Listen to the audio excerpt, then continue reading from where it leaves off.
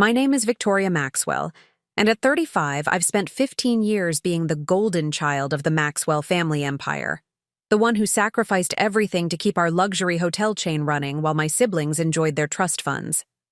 But the day I discovered they'd planned an exclusive family getaway to our newest resort in the Maldives without me, something inside me finally snapped. Little did they know their perfect paradise would soon turn into a nightmare that only I could fix. Before we jump back in, tell us where you're tuning in from, and if this story touches you, make sure you're subscribed, because tomorrow I've saved something extra special for you. The irony wasn't lost on me as I sat in my corner office on the 42nd floor of Maxwell International Hotel's headquarters in Manhattan, reviewing the final touches for our newest property's grand opening.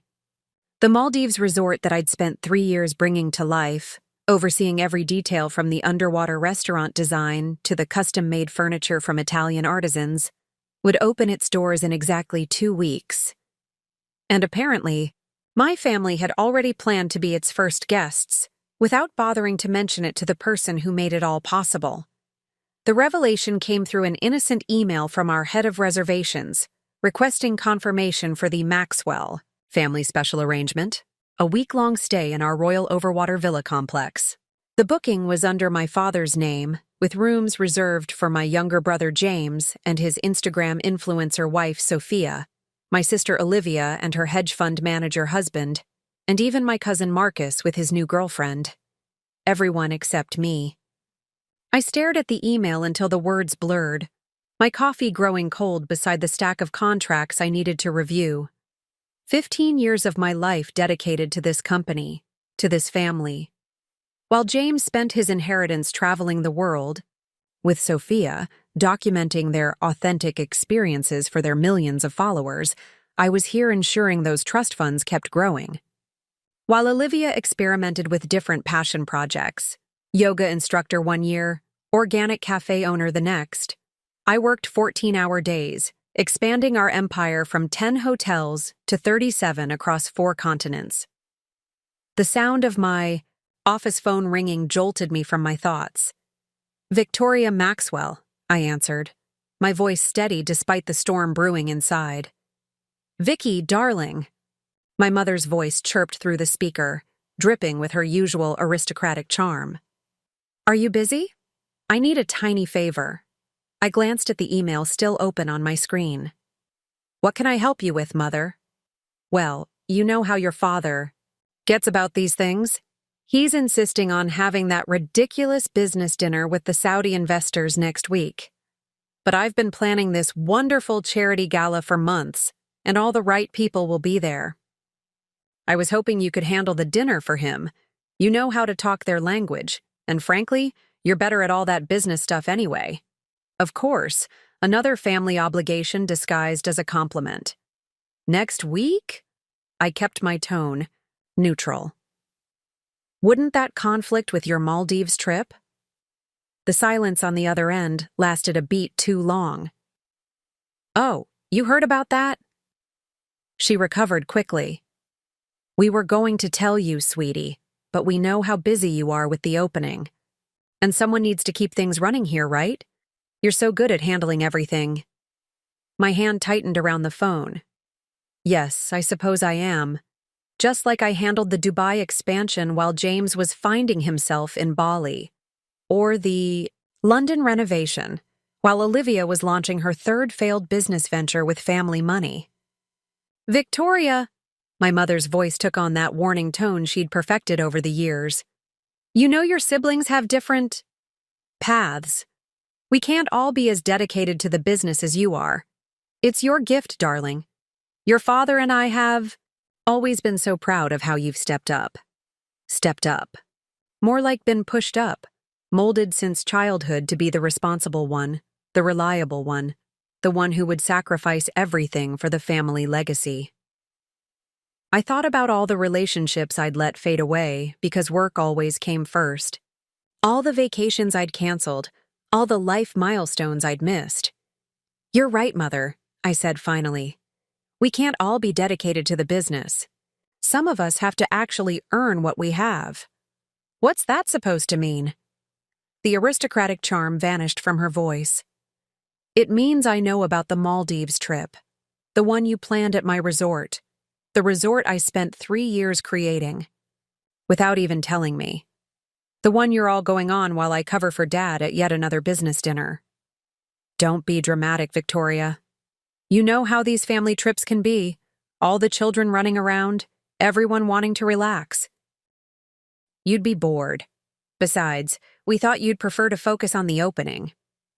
I looked out my office window at the Manhattan skyline, at the empire I'd helped build while my siblings lived their best lives on its profits. You're right again, Mother. I would prefer to focus on the opening. In fact, I think I'll focus on it very carefully. Every single detail. What do you mean? Now there was a note of concern in her voice. I mean, I should go. The Saudi investors are waiting for those contracts, and I have a resort opening to oversee. Don't worry about the business dinner. I'm sure James or Olivia can handle it. After all, it's just business stuff, right? I hung up before she could respond, turning back to the email from reservations. With a few quick keystrokes, I drafted a response that would set in motion events my family never saw coming. Sometimes the best revenge isn't about what you do. It's about what you stop doing. Little did they know, their perfect paradise vacation was about to become a masterclass in consequences. The next morning, I arrived at the office earlier than usual, watching the sunrise paint gold streaks across the Manhattan skyline. My response to the reservations email had been simple but decisive. Please hold all special arrangements for the Maxwell family pending executive review. Standard booking procedures and rates apply effective immediately. I knew what would happen next. In the Maxwell family, money had never been the issue. It was the principle of special treatment, the expected deference, the assumption that rules didn't apply to them. My siblings had never paid full price for anything in their lives, let alone waited in line or dealt with booking restrictions. My executive assistant, Thomas, appeared at my door at precisely 7:30 a.m., his usual time. In his 15 years working with me, he'd become more than an assistant. He was my right hand, the only person who truly understood the weight I carried.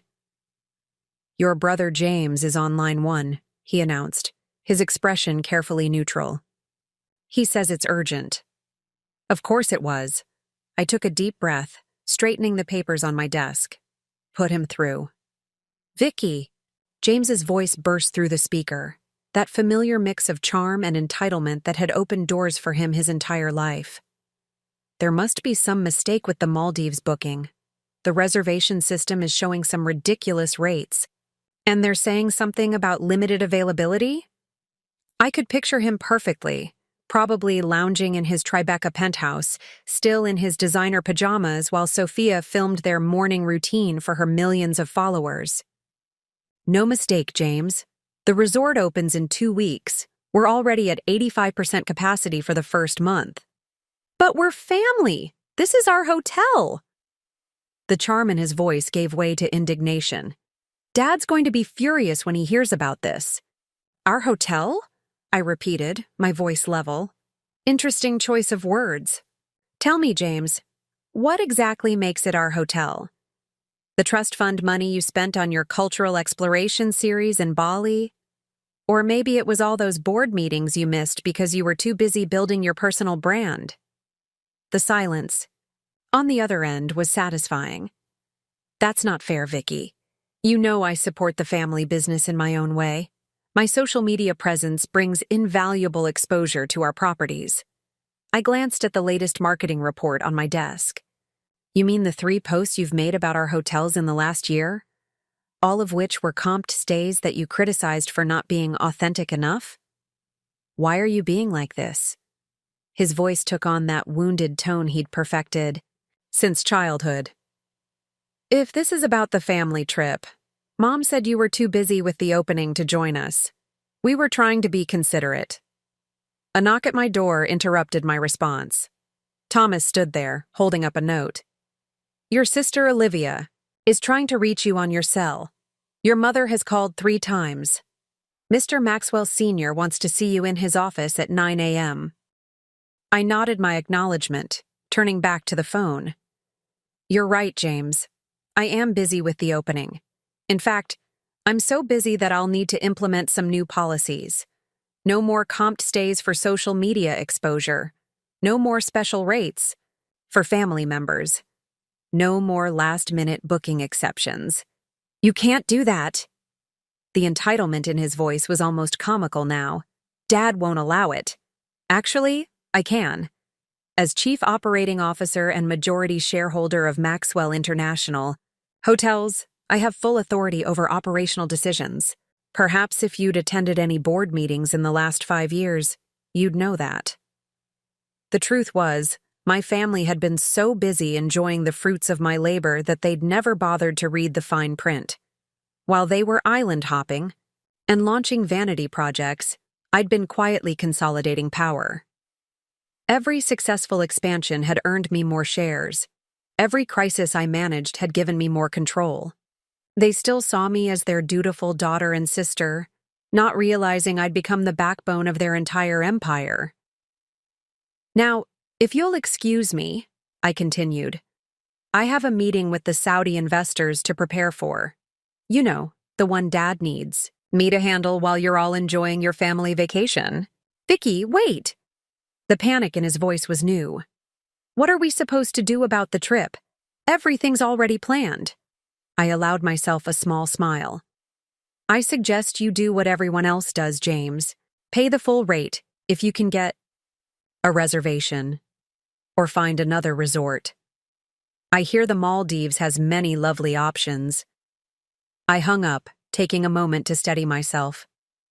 Through my office window, I could see the morning sun fully risen now, bathing the city in clear light. In the distance, our company's logo crowned another luxury hotel, a testament to years of my dedication. Thomas appeared again, his expression concerned. Your father's secretary called. He wants to move the meeting up to 8:30. I nodded, gathering my files. Thank you, Thomas, and please cancel all family calls for the rest of the day. I have a resort opening to focus on. As I walked toward my father's office, my heels clicking against the marble floors, I felt lighter than I had in years. Let them rage. Let them threaten. Let them finally see what happens when the person they've taken for granted stops playing by their rules. The ghost of a smile played on my lips as I imagined their faces when they realized what else I had planned. This was just the beginning. Sometimes the biggest wake-up calls come wrapped in 5-star disappointment. Preparing and narrating this story took us a lot of time, so if you are enjoying it, subscribe to our channel. It means a lot to us. Now, back to the story. The walk to my father's office felt longer than usual. Each step across the marble floor echoed with memories of the countless times I'd made this journey. First as a child, trailing behind him during school holidays, then as a young executive proving herself, and now as the woman who effectively ran his empire. The massive double doors at the end of the corridor still bore the gold leaf inscription, Robert Maxwell Sr., Chairman and CEO. His secretary, Mrs. Henderson, had been with the company longer than I'd been alive. She gave me a sympathetic look as I approached. He's already inside with Mr. Pierce from legal. That was my father's tell. He only involved the legal department when he felt threatened. I smoothed down my Chanel suit, a armor of wool and silk, and pushed open the doors. The corner office was exactly as it had always been, floor-to-ceiling windows offering a commanding view of Central Park, walls lined with photos of hotel openings and newspaper clippings, and my father behind his massive mahogany desk, looking every bit the hotel magnate in his bespoke suit. Jonathan Pierce, our head of legal, sat in one of the leather chairs, looking uncomfortable. My father didn't stand when I entered. He never did. "Close the door, Victoria," he said, his voice carrying that familiar, authoritative tone that had shaped my childhood. "Sit." I remained standing. "I have the Saudi investors' contracts to review before the meeting. What's this about?" My father's jaw tightened, the first crack in his facade. This is about your apparent decision to sabotage our family vacation and embarrass us in front of our staff. Would you care to explain yourself? Sabotage is a strong word, I replied, meeting his gaze. I'm simply ensuring our newest property maintains its exclusivity by enforcing standard booking policies. Standard booking policies? He laughed, but there was no humor in it. We're the Maxwell family. We don't pay standard rates at our own hotels. Actually, sir, Jonathan interjected, shuffling through some papers. According to the operational guidelines Ms. Maxwell implemented last year, all personal use of hotel facilities by shareholders must be properly documented and charged at market rate to maintain tax compliance and corporate governance standards. My father waved his hand dismissively. Those rules weren't meant for family. Those rules, I said, were specifically designed for family. The SEC tends to frown upon shareholders treating public companies like personal piggy banks. Public company? My father's voice rose slightly. This is a family business. A family business that went public 3 years ago, I reminded him. Something you agreed to when we needed capital for the Asian expansion. Remember the shareholder agreement you signed? The one that gave me operational control while you remained as chairman? I could see the realization dawning in his eyes. All those documents he'd signed without reading, trusting that his dutiful daughter would handle everything just as she always had. All those board meetings he'd skipped, assuming nothing important would happen without his explicit approval. Victoria, his voice softened, trying a different approach. Sweetheart, I understand you might feel left out of the family trip. Your mother mentioned you were upset about that. But this isn't the way to handle it. We can book you a room too if that's what this is about. The condescension in his tone made something snap inside me. Left out? Dad? I built that resort. Every detail, every decision, every dollar spent. That was me. While you were playing golf with investors and James was building his influencer career and Olivia was burning through her trust fund, I was the one working 18-hour days to keep this company growing.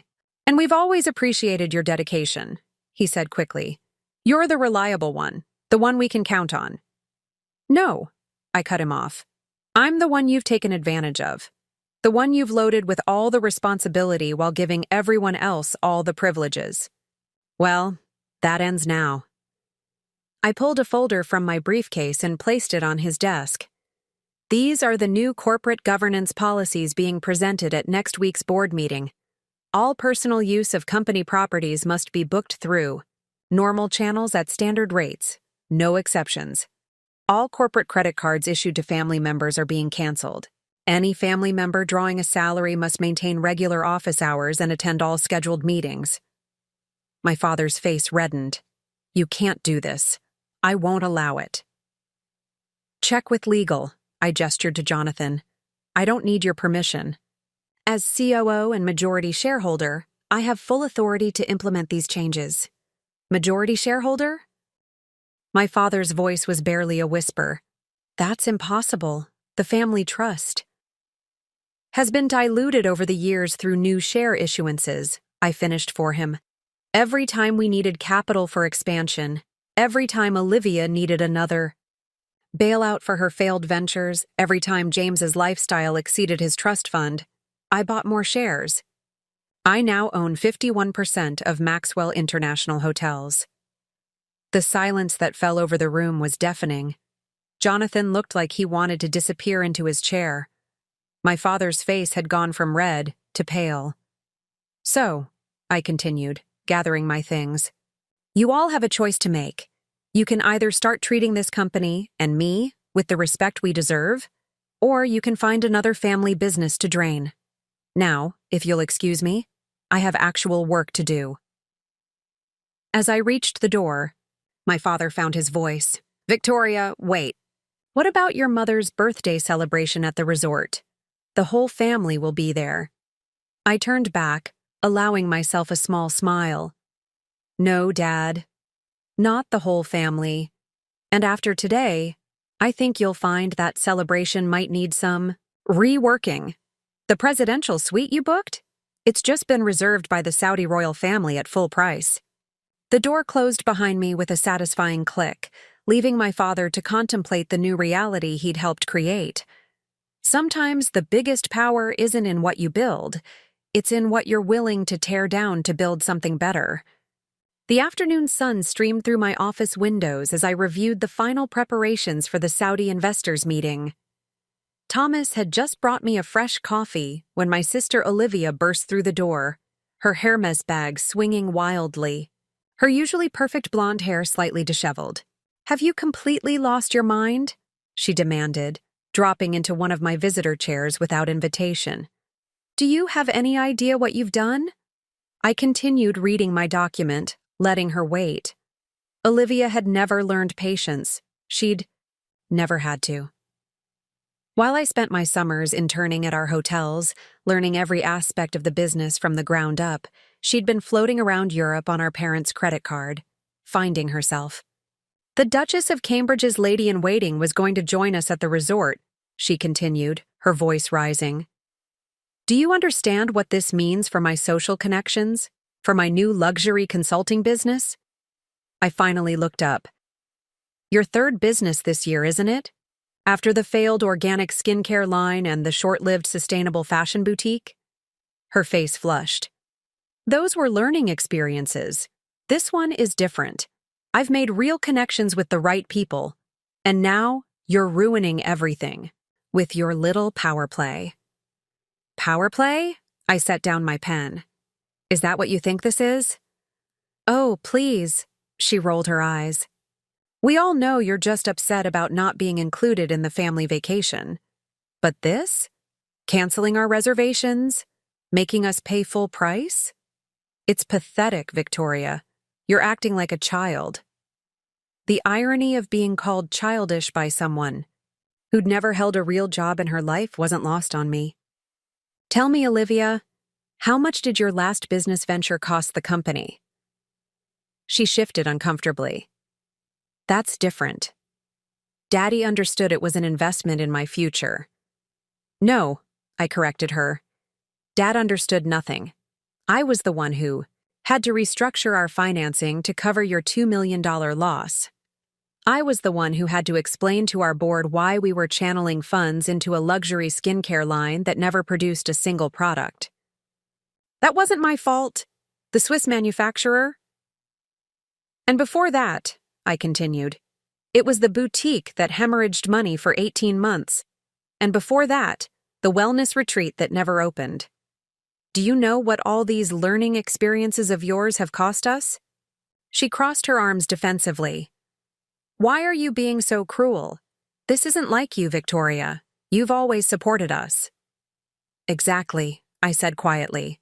"I've always supported you. All of you. But not anymore." My phone buzzed. A text from Thomas. "Your mother is in the lobby with James and Sophia. Security asking for instructions." I pressed the intercom. "Thomas, please come in." He entered immediately, his presence calming as always. "Yes, Ms. Maxwell?" "Please escort my sister out. Then inform security that no family members are to be allowed up without an appointment. Any business matters can be handled through proper channels." Olivia's mouth fell open. "You can't be serious. You're having me escorted out? Like some kind of stranger?" "No," I corrected her. "Like someone who needs to learn that actions have consequences. Your new corporate card will be deactivated by end of day. Any existing business expenses will need to be submitted through accounting with proper documentation." She stood up, her designer heels wobbling slightly. "This isn't over, Victoria. When Daddy hears about this..." "Dad already knows," I cut her off. "In fact, he's probably reviewing the new policies with legal right now. Did you know we've been in violation of SEC regulations with all these undocumented family perks?" "Quite serious, actually. We could face significant fines if we don't implement strict controls immediately." The color drained from her face. "But But what about my consulting business? My contacts? I suggest you consult your trust fund advisor, I replied, turning back to my work. I believe your quarterly distribution is due soon. Though you might want to budget carefully, those distributions are now fixed. No more emergency top-ups. Thomas stepped forward, gesturing toward the door. Olivia gathered her bag, her hands shaking slightly. At the threshold, she turned back. You know what your problem is, Victoria? You've never understood what family means. You're so obsessed with control, with being perfect, that you've forgotten how to be human. I met her gaze steadily. No, Olivia. I understand exactly what family means. I understand it means mutual respect, not exploitation. I understand it means supporting each other's growth, not enabling destructive patterns. Most of all, I understand it means being honest, even when the truth hurts. The door closed behind them, and I allowed myself a moment to breathe.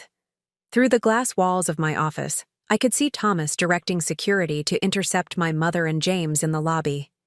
Soon my phone would start ringing with calls from family friends, business associates, and society acquaintances, all wondering about the sudden change in the Maxwell family dynamic. Let them wonder. Let them talk. The time for maintaining appearances was over. Sometimes the kindest thing you can do for the people you love is to stop protecting them from their own choices. Sometimes true family loyalty means being strong enough to say no, even when it breaks your heart to do it. I opened my laptop and began drafting a company-wide memo about the new corporate governance policies. The Saudi investors meeting could wait. First, I needed to make sure every employee understood that the rules now applied to everyone, even those with the Maxwell name. The next morning, I arrived at the office to find Thomas waiting with an extensive briefing document. The events of the previous day had already sent ripples through Manhattan's elite social circles. My phone had accumulated 37 missed calls overnight, including several from my mother's closest friends on the hospital board, my father's golf club associates, and various family members I hadn't spoken to in years. Mrs. Winchester called 4 times, Thomas reported, referring to my mother's best friend and fellow philanthropist. She's threatening to withdraw her support from the annual Maxwell Foundation Gala unless you reconsider your position on the family matter. I took a sip of my coffee, reviewing the morning's financial reports.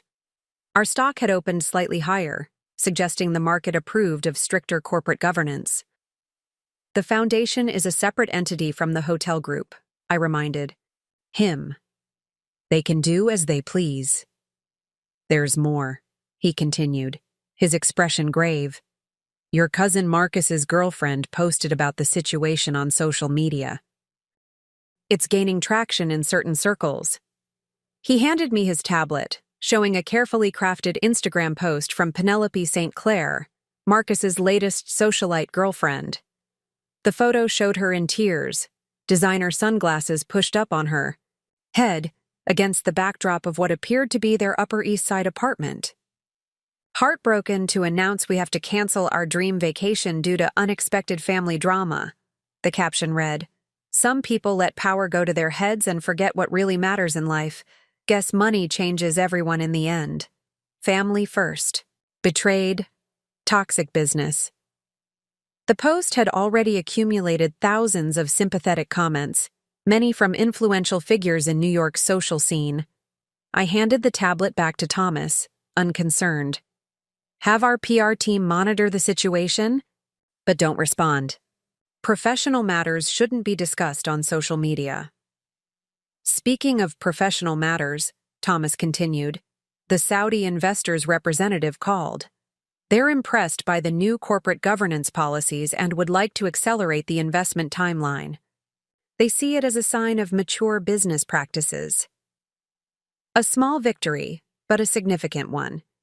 While my family was busy trying to shame me through their social circles, the actual business was thriving. The chairman of our board had already sent a congratulatory email regarding the new policies, noting that several institutional investors had expressed similar approval. My intercom buzzed. Ms. Maxwell, Mr. Charles Preston from Preston Holdings is here to see you. He doesn't have an appointment. Charles Preston, my father's oldest friend and business ally.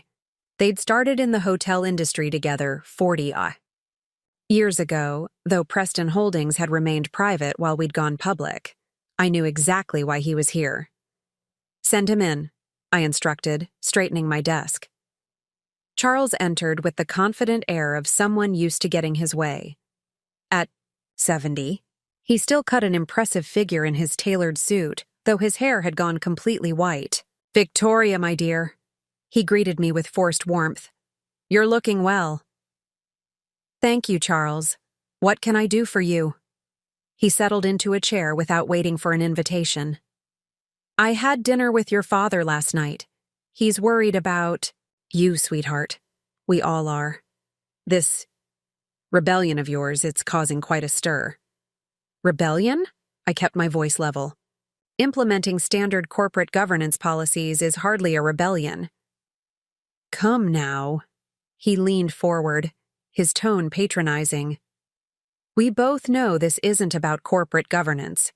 Your father told me about the vacation situation. Surely we can find a more elegant solution? I studied him carefully. Charles Preston had been present at every major moment of my business career. He'd watched me graduate from business school, attended my first board meeting, celebrated my promotion to COO. Yet now, looking at him, I realized he still saw me as Robert Maxwell's little girl playing at being an executive. Charles, I said quietly, did you know that Preston Holdings has benefited from preferential pricing at Maxwell properties for the past 15 years? A practice that, if scrutinized, might raise some interesting questions about related party transactions. His confident smile faltered slightly. That's a standard industry courtesy. It was, I corrected him. As of yesterday, all special arrangements are being reviewed. Your corporate rate agreement will need to be renegotiated through proper channels. Now see here, his voice hardened. Your father and I have been friends for 40 years. This isn't how business is done in our circles. Our circles are changing, I replied. The SEC has become particularly interested in corporate governance at family-controlled public companies. I'm sure you've read about the recent investigations into similar arrangements at other firms. The threat wasn't subtle. If Preston Holdings' preferential treatment came under scrutiny, other aspects of their business might attract unwanted attention as well. Charles stood slowly, his face flushed. I've known you since you were in pigtails, Victoria. Your father made you what you are. Everything you have, everything you've achieved, it's because of him. Don't forget that. I met his gaze steadily. No, Charles. Everything I've achieved is because I worked for it. The days of gentlemen's agreements and family favors are over.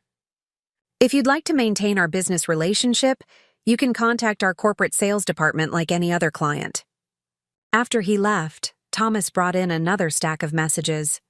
More society friends expressing their disappointment. More family members demanding explanations. More business associates trying to protect their special arrangements. Let them come. Let them threaten and plead and attempt to manipulate. They were all playing a game whose rules had changed. They just didn't know it yet. Sometimes the hardest part of transformation isn't making the change itself, but facing the resistance of those who benefited from the old system. I turned to my computer and began drafting an email to our board of directors, outlining the next phase of corporate reforms. The old guard might control the social circles, but I controlled something far more valuable: the future of Maxwell. International hotels. The afternoon sun cast long shadows across my office when Isabella Chen, our Asia-Pacific Operations Director, requested an urgent video call. As one of our most capable executives, Isabella rarely needed immediate attention, unless something significant was occurring. Victoria, we have a situation at the Singapore property, she began without preamble, her image crystal clear on my monitor despite the 12-hour time difference. Your brother James and his wife Sophia arrived 2 hours ago, expecting their usual presidential suite arrangement. I maintained my composure, though internally I questioned my brother's audacity. I assume they were informed of our new policies? Yes, and that's where it becomes complicated. Isabella adjusted her glasses, a habit I recognized from our board meetings. They attempted to leverage their social media influence, threatening to broadcast their mistreatment to their followers. But here's the interesting part. Our duty manager, Michael Wong, stood firm. He offered them our standard suite at regular rates, documenting everything according to the new protocols you implemented. How did they respond? James tried to contact your father directly. When that failed, Sophia began filming in the lobby, claiming discrimination against family members. That's when something unexpected happened. Isabella allowed herself a small smile. Our regular guests intervened. This caught my attention. The guests? Several high-net-worth clients who frequently stay with us spoke up. They appreciated seeing that even family members weren't receiving preferential treatment. One particular guest, the CEO of a major tech company, commented that this is exactly why he chooses Maxwell Properties for his business travel. He said it showed integrity. I leaned back in my chair, processing this information. Where are James and Sophia now? They left for a competitor's hotel, but not before Sophia posted a rather emotional video about family betrayal. However, the response hasn't been what they expected. Many comments are actually supporting our position, particularly from business, travelers, and corporate clients. This was an interesting development. While my family was attempting to paint me as the villain in their social circles, the broader business community was seeing these changes as a sign of professional integrity. There's more, Isabella continued. After the incident, we received 3 new corporate account inquiries from major multinational companies. They specifically cited our new governance policies as a key factor in considering Maxwell Properties for their executive travel programs. My phone buzzed with a text from Thomas. Your father's executive assistant just resigned. She's requesting a meeting with you. Thank you for handling this situation, Isabella, I said, turning back to the video call. Please ensure Mr. Wong receives recognition for maintaining our new standards. We'll need to prepare clear guidelines for similar situations at other properties. After ending the call, I authorized Thomas to schedule the meeting with Mrs. Henderson. Having served as my father's executive assistant for over 3 decades, she knew more about Maxwell International's inner workings than almost anyone. She arrived within the hour, her usual professional demeanor tinged with visible anxiety. Ms. Maxwell, she began, settling into the chair across from my desk. I hope you understand that this isn't easy for me. Of course, Mrs. Henderson. You've been an invaluable part of this company for longer than I've been alive. She nodded, smoothing her skirt with trembling hands. Your father. He's not taking these changes well. This morning, he asked me to help him circumvent some of the new policies. When I reminded him about compliance requirements, she paused, collecting herself. He suggested that my long service to the company might be coming to its natural end. The implications were clear. My father was attempting to remove anyone he perceived as loyal to me or the new system. Mrs. Henderson, I want you to know that your position here is secure, regardless of my father's threats. That's very kind, but it's not just about job. Security. She reached into her bag and removed a thick folder. Over the years, I've maintained detailed records of various irregular transactions. Family expenses processed as business costs, special arrangements for friends of the family, undocumented uses of corporate resources. I believed I was protecting the family, but now I see I was enabling behavior that could harm the company. She placed the folder on my desk. I'm willing to help transition these arrangements properly, ensure everything is documented and compliant. It's the right thing to do. even if it costs me my position in your father's office. I studied the woman who had been present throughout my entire business career, who had watched me grow from an intern to COO, who had quietly maintained order in the midst of family chaos. Mrs. Henderson, would you consider a different position? One where your experience and integrity would be more appropriately valued? She looked up, surprised. What did you have in mind? We're establishing a new compliance department to oversee the implementation of our governance policies. We need someone who understands both the company's history and the importance of proper procedures. Someone with detailed knowledge of past practices and the dedication to help transform them. For the first time since she entered my office, Mrs. Henderson smiled. You know, Ms. Maxwell, I watched you grow up in this company. When you were 16, organizing filing systems as a summer intern, I told your father that someday you would transform this business. He laughed it off, said you were just being a good daughter. But I knew. I could see it in your attention to detail, your commitment to doing things properly, your unwillingness to take shortcuts even when they were offered. She reached for the folder on my desk, opening it to reveal years of meticulously documented transactions. Shall we begin bringing everything into the light? Sometimes allies appear in unexpected places, and sometimes the strongest support comes from those who have silently witnessed your journey, waiting for the moment when doing what's right becomes more important than maintaining the status quo. The following morning, I arrived at the office to find Mrs. Henderson already at work in the conference room, surrounded by documents from the legal and accounting departments.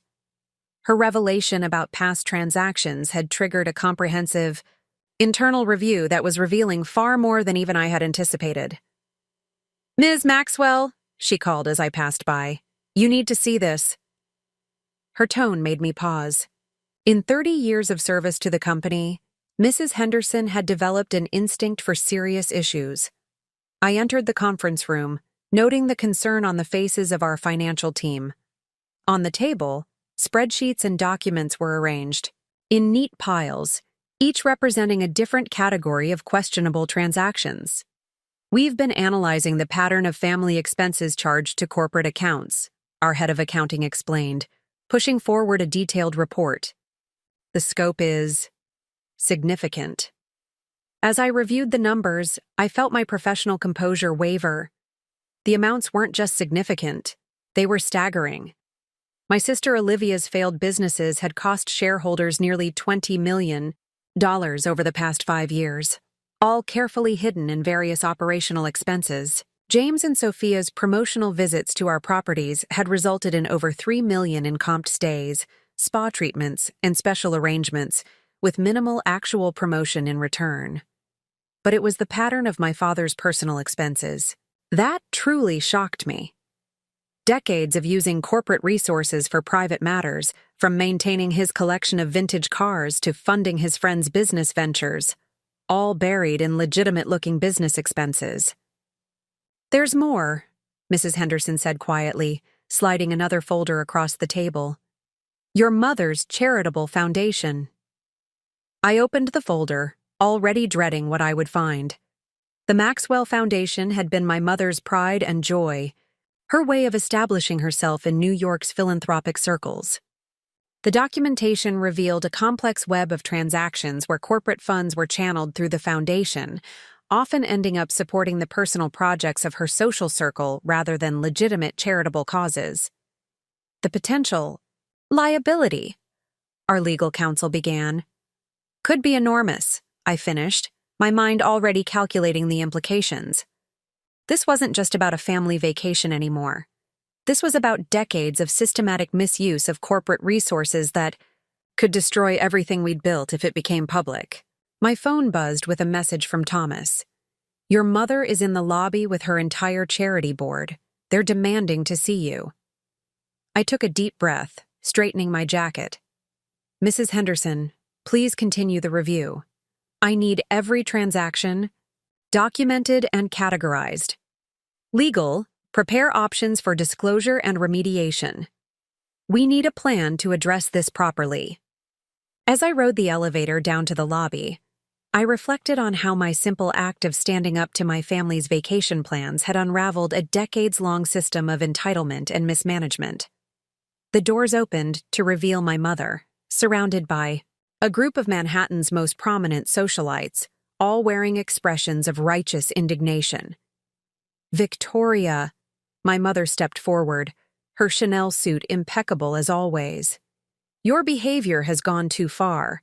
The foundation board has convened an emergency meeting. Your actions are threatening vital charitable work." I gestured toward the private conference room off the lobby. "Ladies, shall we discuss this somewhere more appropriate?" Once inside, my mother's carefully maintained composure began to crack. "Do you have any idea what you've done?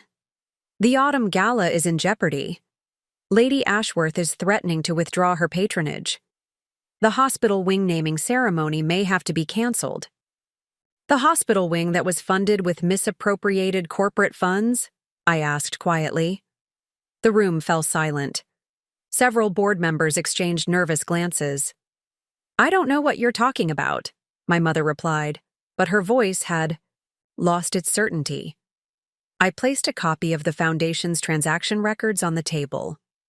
The Maxwell Foundation has been used to channel corporate funds into personal projects and social favors.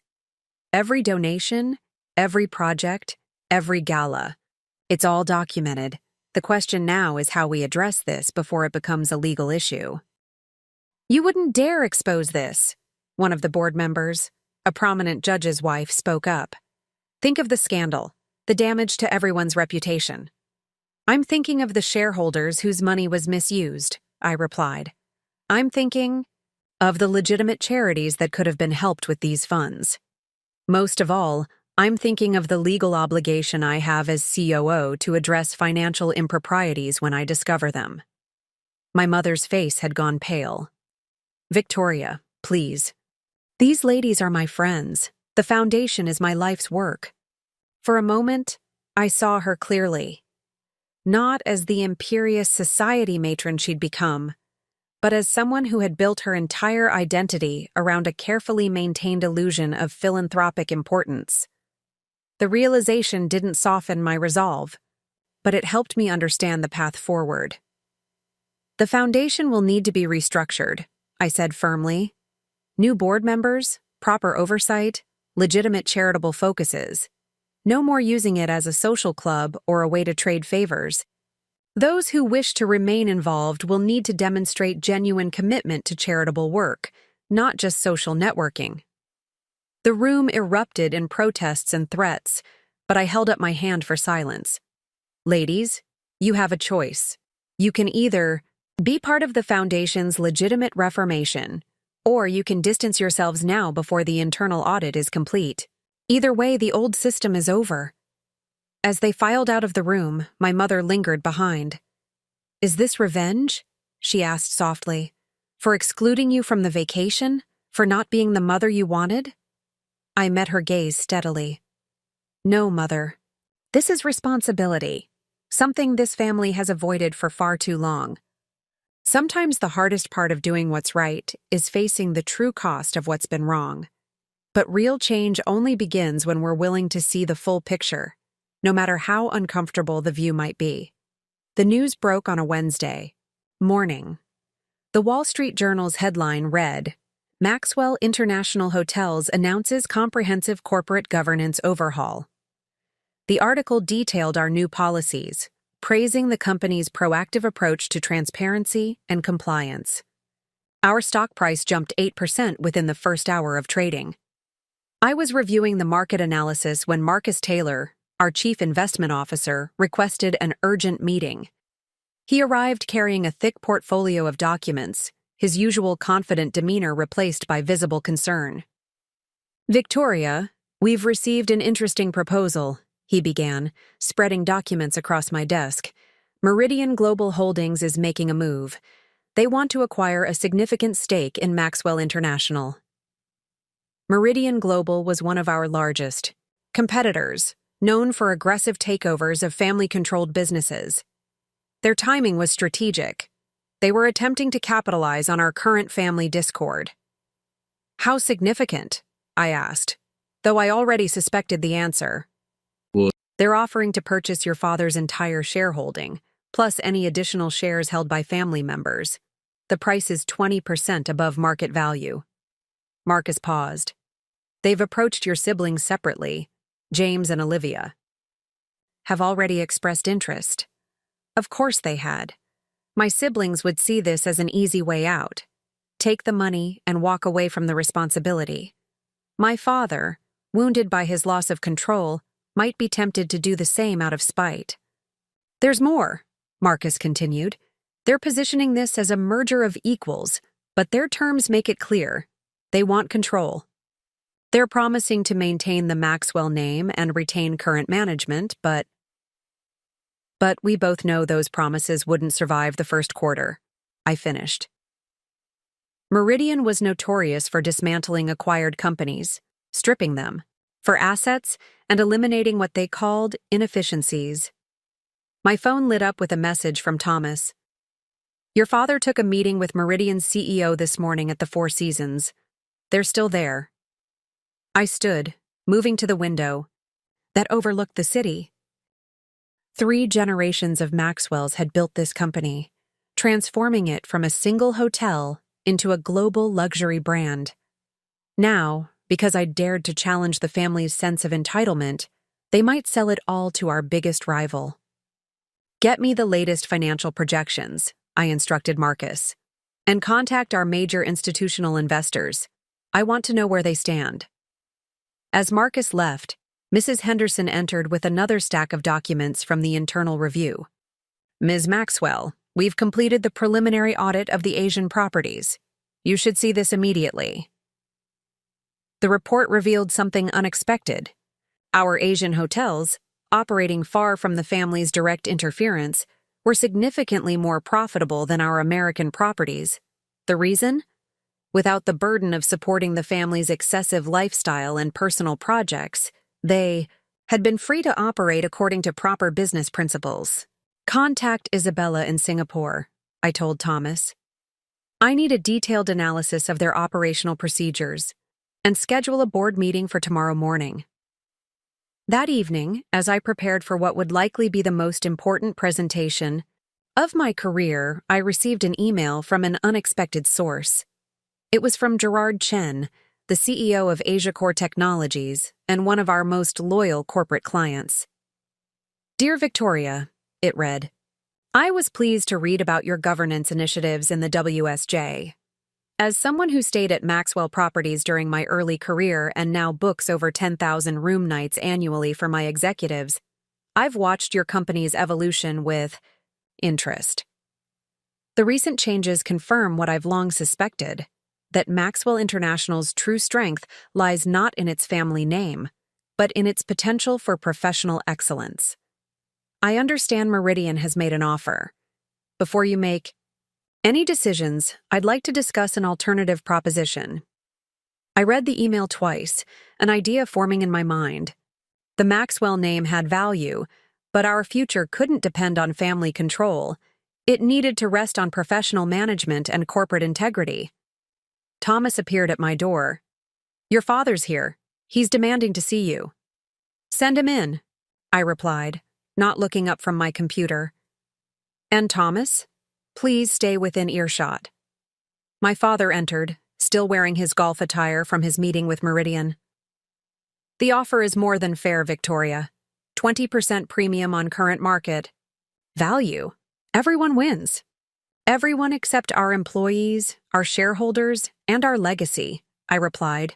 Meridian will destroy everything we've built. He dropped into a chair, his face flushed with anger. Built? You mean everything I built? This was my company long before you decided to play corporate reformer. Was it? I turned my laptop toward him, showing the financial analysis. Look at these numbers, Dad. Look at how much better our properties perform when they're run as professional businesses rather than family piggy banks. The Asian division's profit margins are nearly double those of our U.S. properties. Numbers. On a spreadsheet, he dismissed. You've never understood that this business was built on relationships, on personal connections. No, I corrected him. It was built on hard work, integrity, and service excellence. The same principles your father used when he opened the first Maxwell Hotel. Somewhere along the way, we lost sight of that. His expression softened slightly at the mention of his father, my grandfather. Victoria, you're making this personal. It's just business. You're right, I stood, gathering my documents. It is business. Which is why I'll be presenting an alternative proposal to the board tomorrow morning, one that preserves the company's independence and transforms it into the professional organization it always should have been.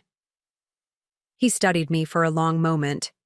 You really think you can stop this, don't you? I know I can, I replied. Because unlike Meridian, I understand what makes this company special. And unlike you, I'm willing to put its interests ahead of family privileges. Sometimes the greatest test of leadership isn't in fighting your enemies. It's in standing firm against those who claim to love you while trying to destroy everything you've worked to build. The Maxwell International boardroom had never felt more imposing than it did that Thursday morning. Sunlight streamed through the floor-to-ceiling windows, illuminating the faces of our 12 board members, each waiting to hear how I planned to counter Meridian's aggressive takeover attempt. I had spent the entire night preparing, fueled by coffee and determination. Mrs. Henderson had stayed late, providing crucial historical data, while Marcus had coordinated with our investment banking partners to structure my proposal. Thomas had managed a constant stream of calls from shareholders and journalists, all seeking insight into the company's next move. Before we begin, I addressed the board, standing at the head of the mahogany table. I'd like to introduce someone. I gestured to the door where Gerard Chen, CEO of AsiaCore Technologies, entered.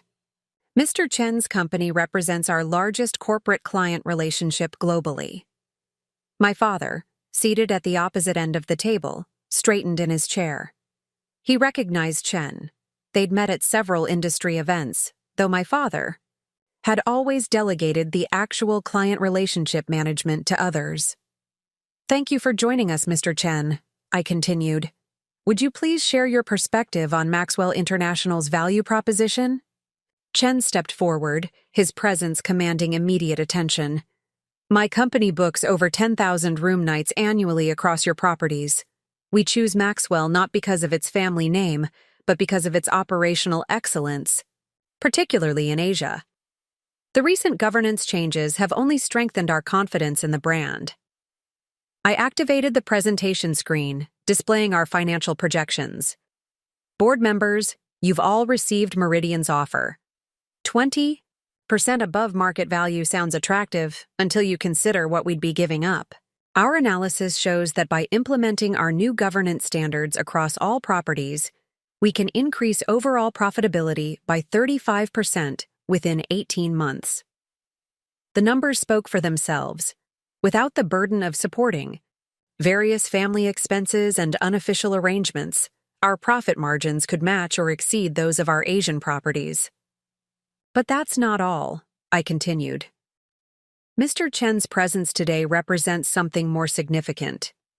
AsiaCore Technologies, along with a consortium of our major corporate clients, is prepared to make a substantial investment in Maxwell International, not as a takeover, but as a strategic partnership to accelerate our global expansion. The board members leaned forward, interest piqued. My father's face had gone pale. The proposed structure, I outlined, would maintain the Maxwell brand and operational independence while providing capital for aggressive expansion in emerging markets. The consortium would acquire a 25% stake, with options for additional investment tied to performance metrics. I distributed detailed term sheets to each board member. This investment would be priced at a 30% premium to Meridian's offer, providing superior value to all shareholders. More importantly, it would come from partners who understand our business and are committed to our long-term success. And what about family control? My father interrupted, his voice tight with tension. The Maxwell family would retain significant Ownership, I answered. But the company would be professionally managed, with a majority independent board. All shareholders, including family members, would be subject to the same rules and standards. Chen stepped forward again. If I may add something, my company's interest in this investment stems from personal experience. 20 years ago, as a young entrepreneur, I stayed at the Maxwell Hotel in Hong Kong. The service excellence I experienced became the benchmark against which I've measured every hotel since. That commitment to excellence is what we want to preserve and expand. I moved to my final slide, showing a global map with planned expansion locations. With the consortium's investment, we can accelerate our growth while maintaining our standards. We project opening 20 new properties over the next 5 years, focusing on emerging luxury markets where our brand resonance is strongest. The board chairman cleared his throat. And the current management team would remain in place, I confirmed, with enhanced professional oversight and clear performance metrics. No more informal arrangements or special considerations. Every decision would be based on business merit and shareholder value. My father stood abruptly. This is ridiculous. You're trying to push the family out of its own company. No, Dad. I met his gaze steadily. I'm trying to save our company by making it stronger than it's ever been. The Maxwell name will always be part of this business, but it's time for the business to be more than just the family name. The board chairman called for a vote.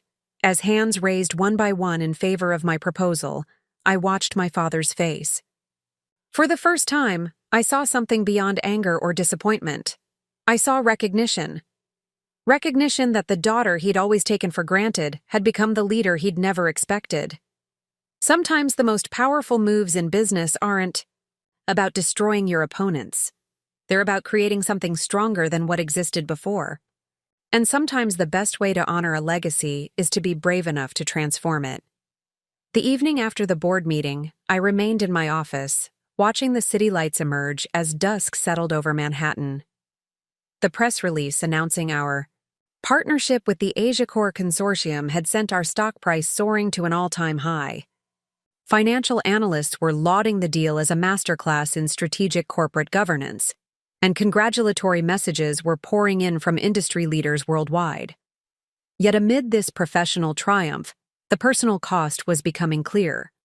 My father had left the board meeting without a word, my siblings were refusing all contact, and my mother had already announced her temporary retirement from the Maxwell Foundation's board.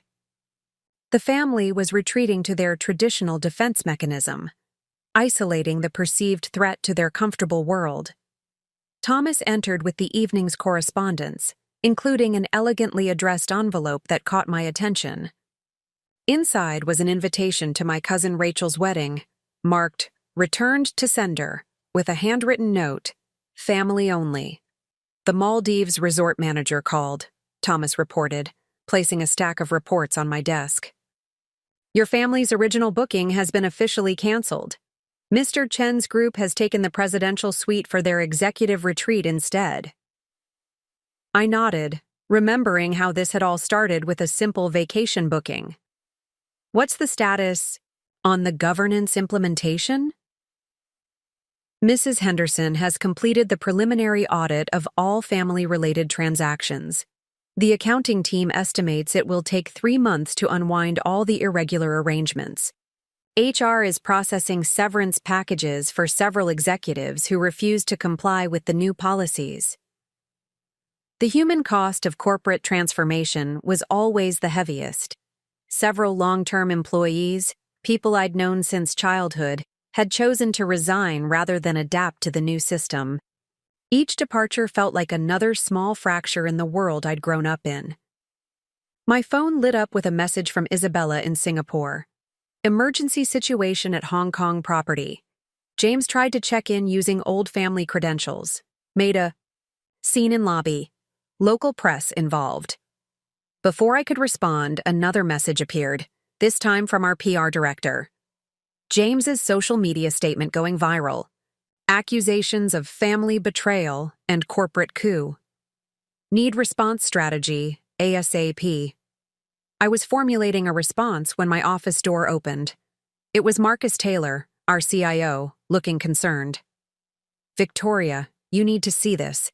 Your sister Olivia just gave an interview to Business Weekly. She's painting herself as the voice of tradition against cold corporate efficiency. Send me the article, I replied, maintaining my composure. And get me the latest shareholder response data. I want to know how the market is reacting to all this family drama. Marcus hesitated. There's something else. Your father's been meeting with retired board members. They're talking about launching a proxy fight at the next shareholder meeting. They're trying to rally support from old guard investors who value family business traditions. I turned to the wall of photos behind my desk, decades of Maxwell. Hotel openings, celebrations, and achievements. In every image there was my father, center stage, while I stood in the background, always working, always supporting. Now those same images felt like artifacts from a different era. You know what's ironic, Marcus? I gestured to the photos.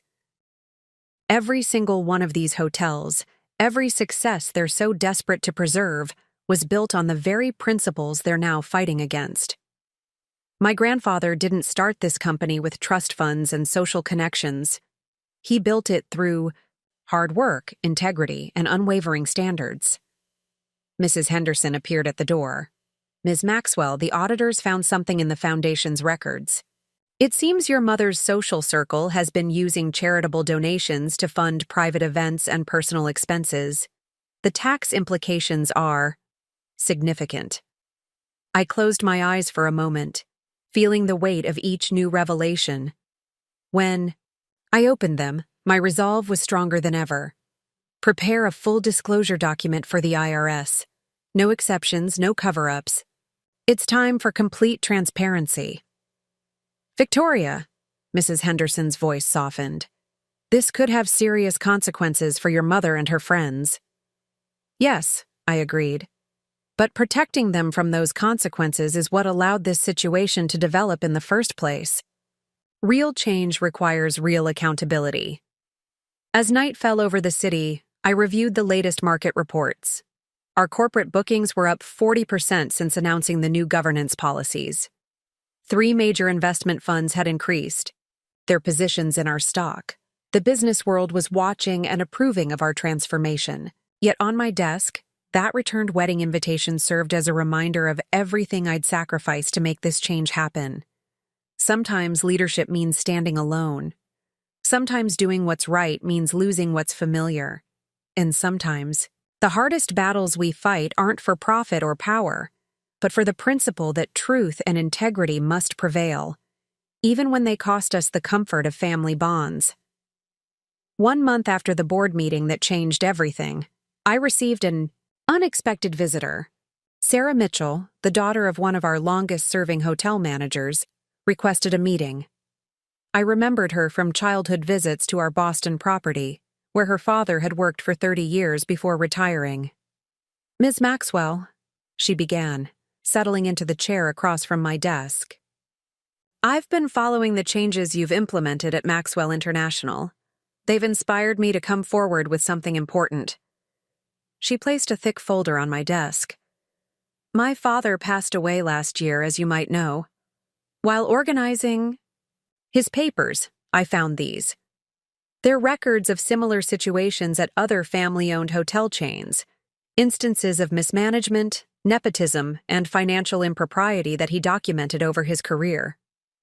The folder contained detailed accounts of industry practices that mirrored our own former problems. Hereditary executives with no qualifications, family members treating corporate resources as personal assets, talented employees passed over in favor of family connections. Dad never felt he could speak up, Sarah continued. His generation accepted that this was just how family businesses operated. But watching you transform Maxwell International gave me the courage to do something. With this information, I studied her carefully. What exactly are you proposing? I've started a consulting firm specializing in corporate governance for family-owned hospitality companies, she explained. Your reforms have created a blueprint for transformation. Several smaller hotel groups have already approached me looking to implement similar changes before they face their own crises. Before I could respond, Thomas entered with urgent news. The Rivera Hotel Group's board of directors is requesting an emergency meeting. They're facing a shareholder revolt over family management issues. They want to discuss our governance model. The Rivera Group was one of our oldest competitors, another family-owned chain that had started in the same era as Maxwell International. Their current CEO was the founder's grandson, known more for his yacht parties than his business acumen. There's more, Thomas continued. The Business Roundtable is requesting you speak at their annual conference. They want to feature Maxwell International as a case study in modern corporate governance. Sarah smiled. See? You're starting a movement. Family businesses don't have to choose between tradition and professional management. They can evolve while preserving what makes them special. Her words struck a chord. In focusing on fixing our own company, I hadn't considered the broader impact our changes might have on the industry. The practices we were challenging weren't unique to Maxwell International. They were endemic to family-controlled businesses everywhere. Mrs. Henderson appeared with the morning's press summary. The Wall Street Journal is running a series on corporate governance in family businesses. They're calling the Maxwell International reforms a watershed moment in the evolution of family enterprises. Bow, I turned to the window, considering the implications. Our story was becoming more than just a family drama or a corporate transformation. It was challenging decades of accepted practices and inspiring others to question their own status quo. Ms. Maxwell, Sarah spoke again, there's something else you should know. Many of the junior executives at other family-owned hotels, the ones who've been held back by nepotism and outdated management structures, they see you as a role model. You're showing them that change is possible. The intercom buzzed. Professor Williams from Harvard Business School is on line 1. They want to develop a case study about Maxwell International's governance reforms. As I processed these developments, my phone lit up with a message from Gerard Chen. Leadership Conference in Singapore next month. Several family business heirs want to learn from your experience. Consider being keynote speaker. The scope of what we'd started was becoming clear. Our internal family conflict had sparked a larger conversation about the future of family-owned businesses. The principles we were fighting for, accountability, professional management, merit-based advancement, were resonating far beyond our own company. Sarah, I said, turning back to my visitor, I'd like to learn more about your consulting firm. Perhaps Maxwell International could serve as a model for your client transformations. She beamed. That would be incredible. Dad would have been so proud to see this. He always said the hospitality industry needed to evolve, but he never thought he'd see it happen. Looking at the growing stack of speaking requests and consultation inquiries on my desk, I realized that our story had touched a nerve in the business world. Every industry had its share of family-controlled companies struggling with the same issues we'd faced. Every one of them had employees like Sarah's father, seeing the problems but feeling powerless to change them. Sometimes the most significant changes start with a single act of courage. Sometimes standing up for what's right creates ripples that extend far beyond our original intentions. And sometimes the legacy we build isn't just about transforming our own small corner of the world. It's about showing others that transformation is possible in theirs as well. The revelation came on an ordinary Tuesday afternoon, buried in the files Mrs. Henderson had been reviewing. Among the countless documents detailing family transactions, one particular folder stood out: Maxwell Sr., Personal Holdings. Inside was a letter from my grandfather to my father, dated just before his death 15 years ago.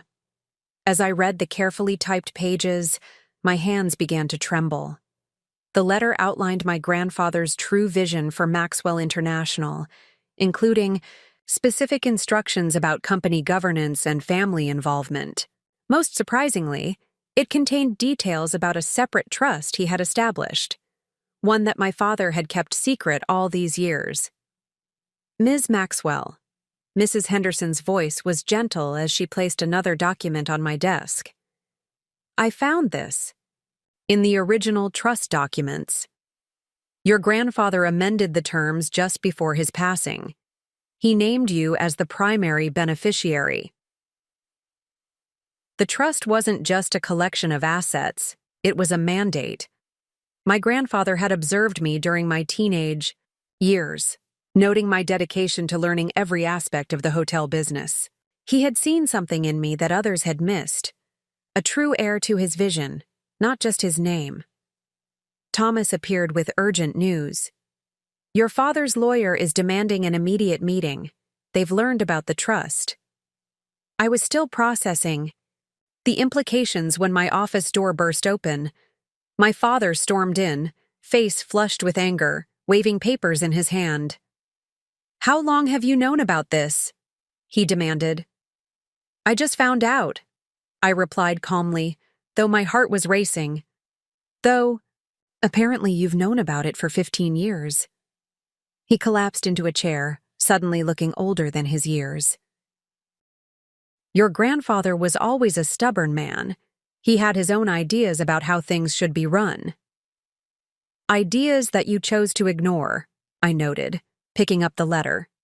He specifically warned against using corporate resources for personal expenses. He wanted professional management and merit-based advancement. Everything we're implementing now, these were his original intentions. He didn't understand how the world had changed, my father protested. The old ways of doing things. We're exactly right, I interrupted, standing to face him. Look at these profit projections since we implemented the new governance policies. Look at our stock price. Look at employee satisfaction ratings. Everything grandfather predicted has proven true. The intercom buzzed. Ms. Maxwell, Mr. Chen is here for the executive committee meeting, and the Reuters reporter is waiting for the interview about the governance reforms. My father's expression shifted from anger to something more complex, perhaps recognition, perhaps regret. He always said you reminded him of himself. I thought he meant your stubbornness, your attention to detail. But it was more than that, wasn't it? I opened the trust document, pointing to a specific clause. He established this trust to ensure his vision would survive, even if the family resisted change. The funds can only be used for professional development, education, and maintaining corporate governance standards. And he left it to you, my father said quietly. Not to me, not to the family, to you. Because he knew someone would need to make the hard choices, I replied. Someone would need to stand firm against the pressure to take the easy path. Thomas appeared again.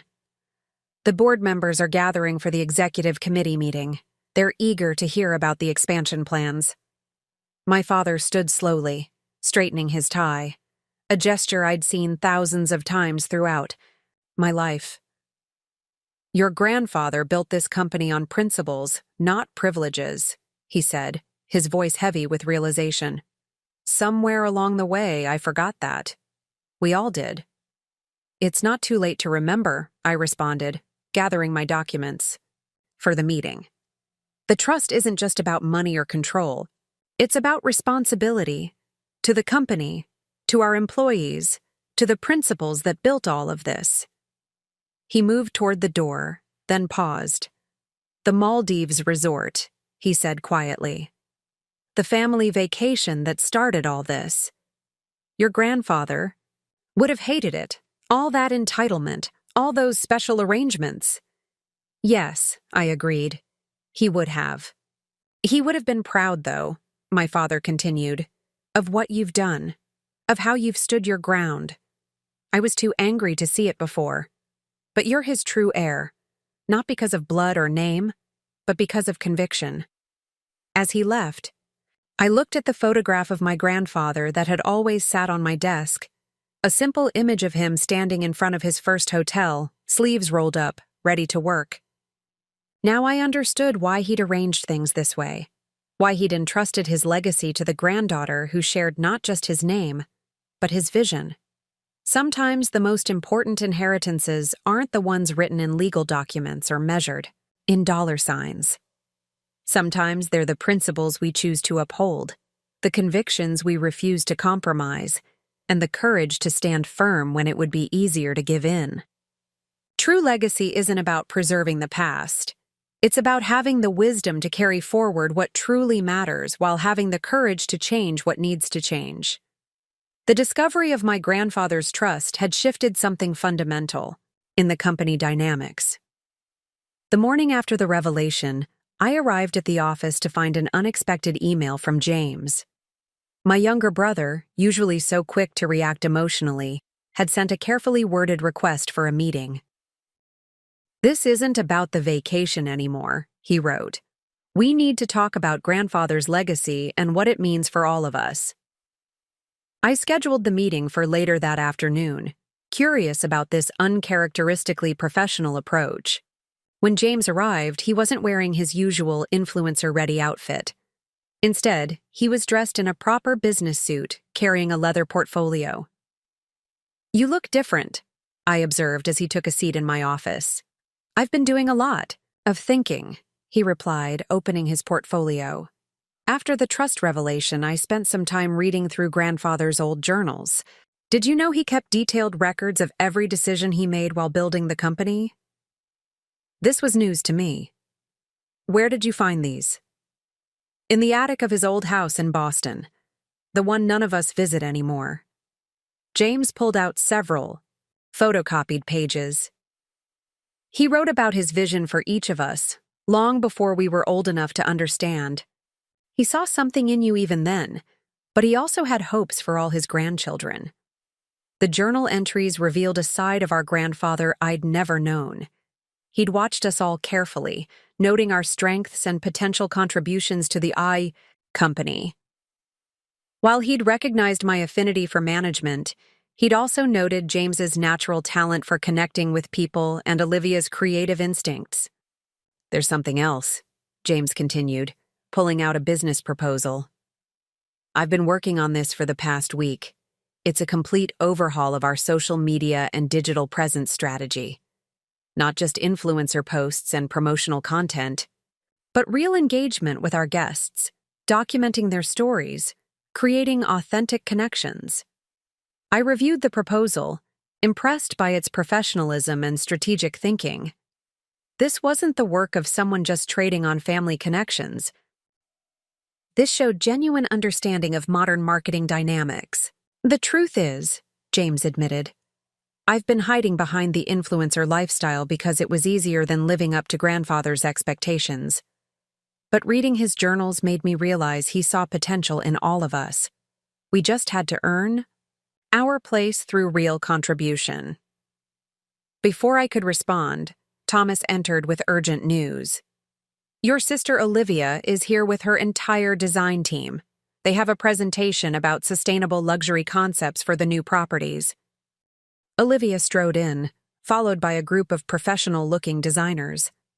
Like James, she had transformed from her usual socialite appearance into something more businesslike.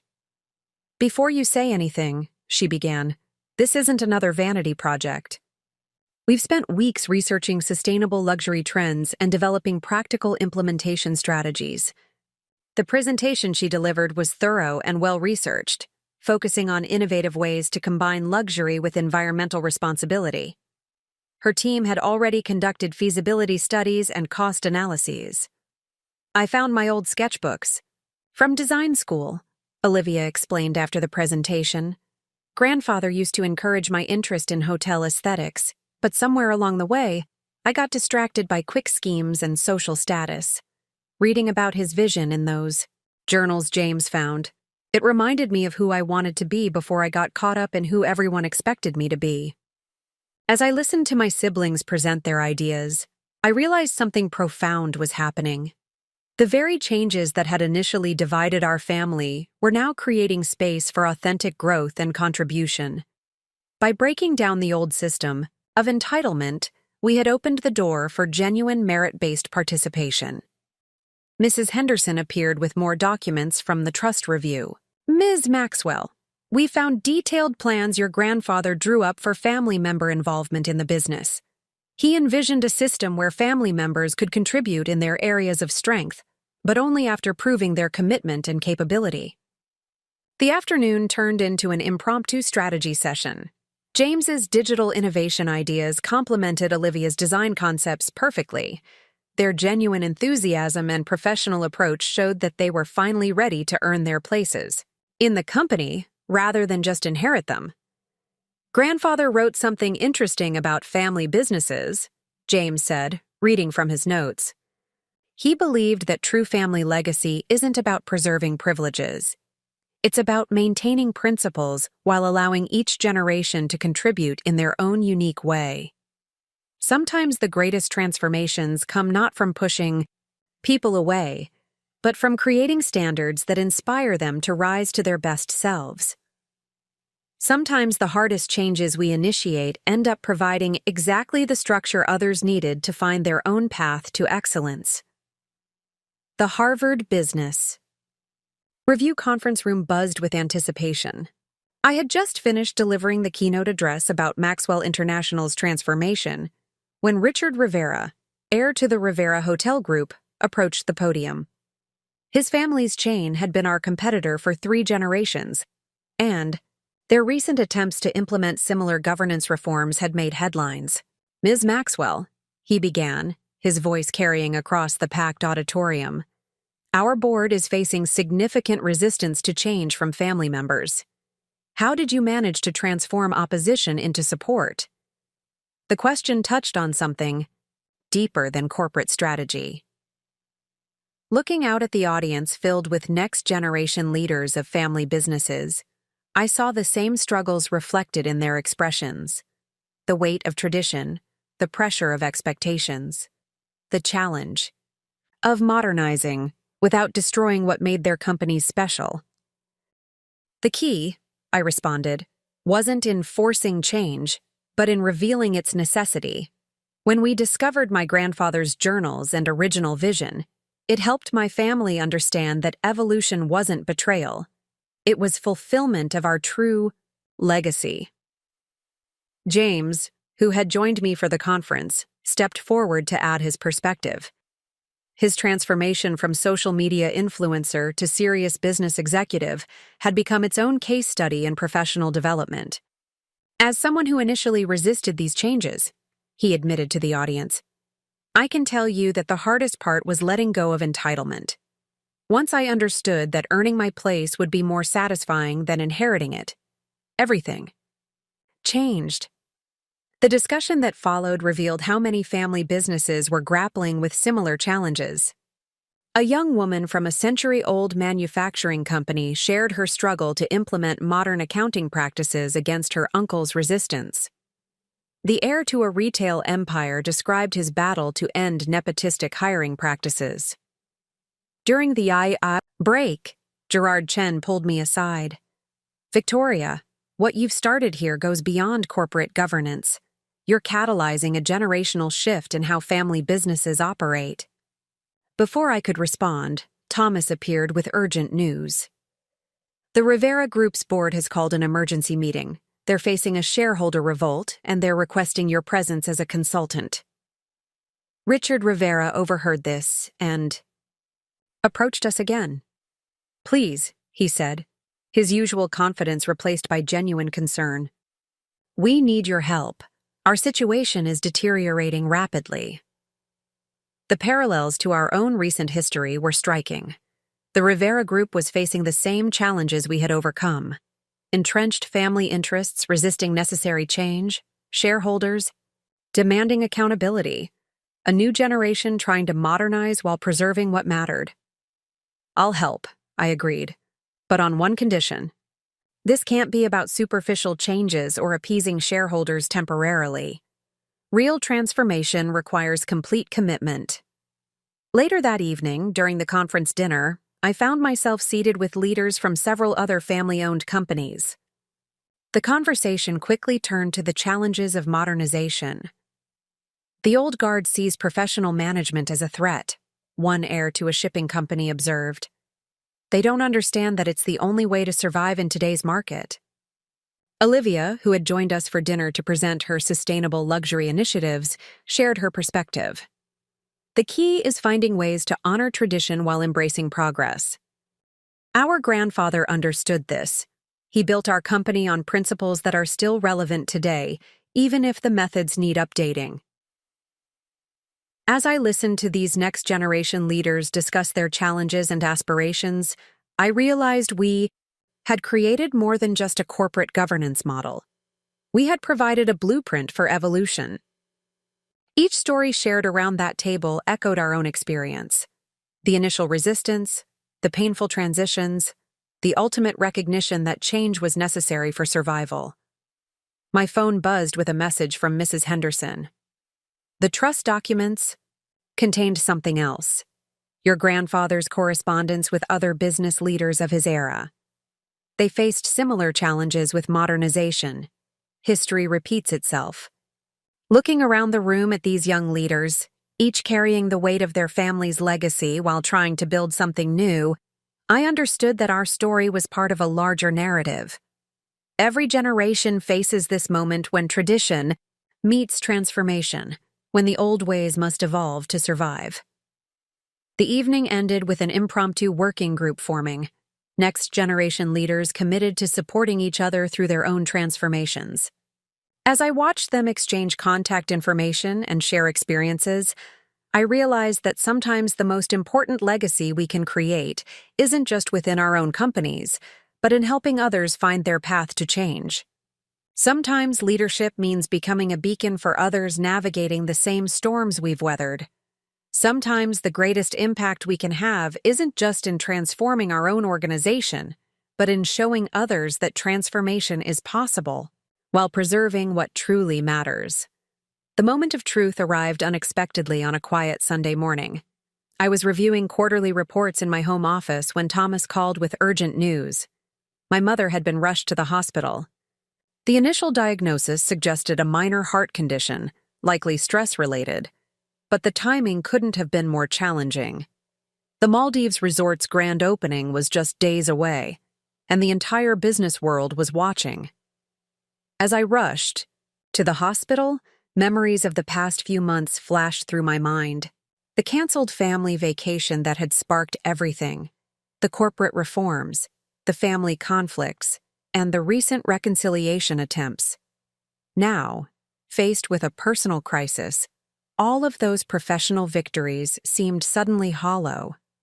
I found my father in the hospital waiting room, looking lost without his usual commanding presence.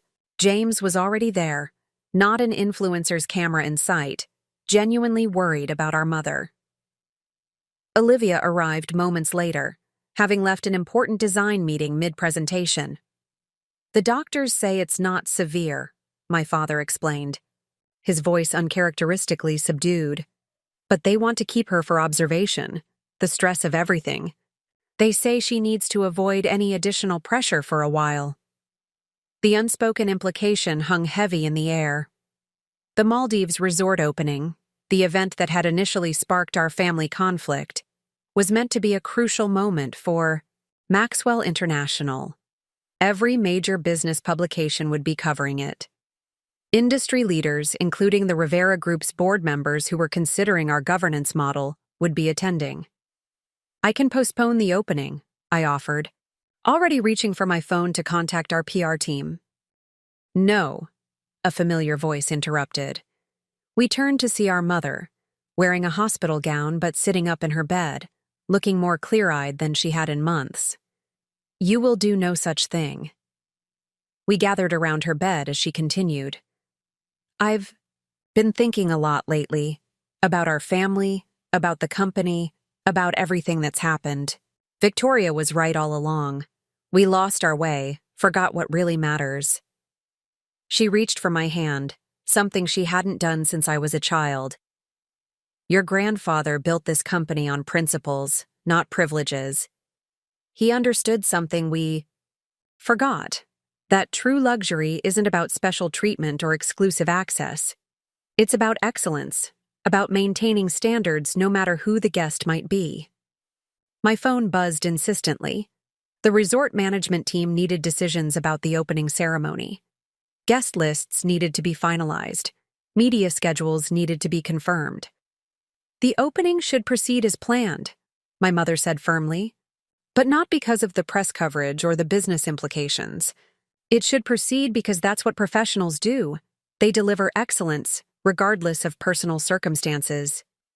James stepped forward, his expression thoughtful. The digital marketing campaign is ready.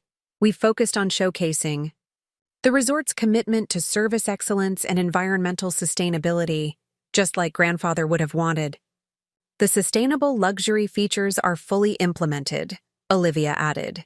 Every detail aligns with both environmental responsibility and premium guest experience. My father stood quietly for a moment, then spoke with newfound humility. Your grandfather would be proud, not just of the resort, but of how you've all grown into true business leaders. Victoria showed us the way, but you each found your own path to contributing meaningfully. Thomas appeared at the door with updates about the opening preparations, but hesitated upon seeing our family moment. I waved him in. There would be no more artificial separation between family and business matters. We would face everything together, but with professional principles guiding our decisions. Mrs. Maxwell, Thomas addressed my mother directly. The board has suggested naming the resort's main restaurant after your father-in-law, honoring his vision of hospitality excellence. My mother smiled, tears in her eyes. He would have appreciated that. But more importantly, he would have appreciated seeing his grandchildren working together, upholding his principles while building something new. As we discussed the opening plans around my mother's hospital bed, I realized that this was the true transformation we had achieved, not just in corporate governance or professional management, but in understanding that family bonds are strengthened, not weakened, by maintaining high standards and expecting excellence from each other.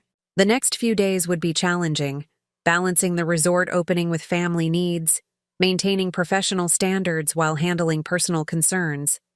But we would face it together, guided by principles rather than privileges, united by shared purpose rather than entitlement. Sometimes the most meaningful victories aren't the ones that make headlines or drive stock prices.